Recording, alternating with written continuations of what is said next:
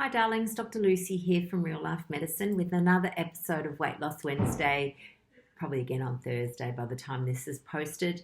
I'm at my clinic today and just between patients, so I thought I'd jump on and give you a few tips on what we've been talking about this week. So one of the focuses has been a lot on emotional eating, and basically emotional eating is any eating that you do when you're not hungry.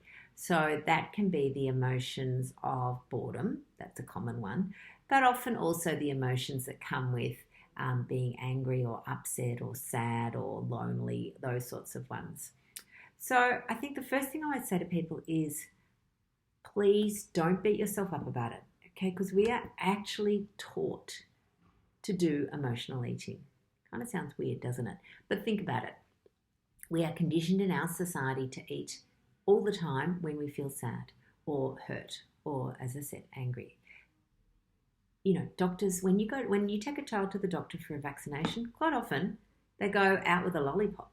So the child learns to associate pain would have gone away. It would have gone away anyway. But in fact, now what the child associates is that the lollipop made the pain go away. We do it if a child falls over, for example. Oh, come on, darling, come over here, come in, and you pop them on the bench and you put a Band-Aid on their knee and then you give them a biscuit and then you go, off you go. You'll be fine now. The child toddles off with the cookie in its hand. So there's sort of some little things. But then think about movies. You know, we could all write a rom-com, couldn't we? Of course we could. It's easy. You basically, boy meets girl, they fall in love, boy has an existential crisis and runs away. Girl sits on the couch, either by herself or with her friends, eating ice cream. Suddenly, boy comes back and, they ride off into the sunset. What should have happened was that girl sat on the couch and her friends come round and go, come on, let's go for a walk along the beach. That'll make you feel better. Or let's go for a walk in the forest. Some sort of outside activity would have made her feel better and actually been better for her. But, you don't sell much Ben and Jerry's by providing forests and sea as an option to eating ice cream. So I can also think of about a bazillion commercials that imply that we need food to feel better. And in Australia, things like crunchy, change the colour of your day, have a break, have a Kit Kat, Snickers. You're not the same without a Snickers. It's incredible the amount of subliminal or even overt advertising that tells you you need food to make you feel better.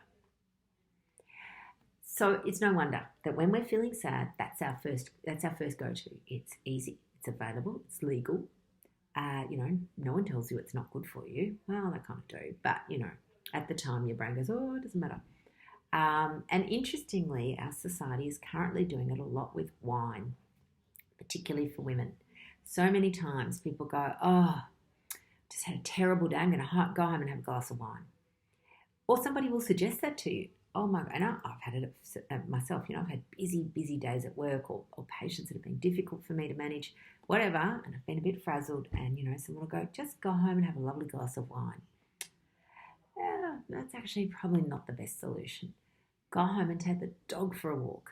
That made me feel better. So the thing to, I guess, think about is that emotional eating is conditioned. It's a natural, normal response, but it's not always a helpful one. So we need to acknowledge it and then work out what other tools could we use instead. So things like, and again, I know that they sound a bit sometimes contrived and they're perhaps not as immediate as eating the biscuit, but the long-term health implications are so much better for you. So going outside, if it's a nice day and the sunshine, I'm just looking out my window and it's beautiful here. It's a perfect day. Going out, taking a few deep breaths, looking around, going, and I have this funny little thing that I do, which was, again, taught to me by another doctor. This lovely Indian doctor at my old work, and I'd be all crazy, and she'd be all calm, and she'd go, Lucy, all is well. And I think, oh, serious? Anyway, I started doing it. It is so empowering. I just hold my hand a bit over my heart, maybe by myself, not in front of people, and I go, it's okay. All is well. All is well. And just that simple thing, all is well, dropping my shoulders, just releases some of that tension, meaning I don't carry it around with me all day, tired and angry. There's some of the simple things that you can do. Obviously, there's a whole heap more, and you know what? We will talk further about it. As you know, we have got a course coming. I'm super excited.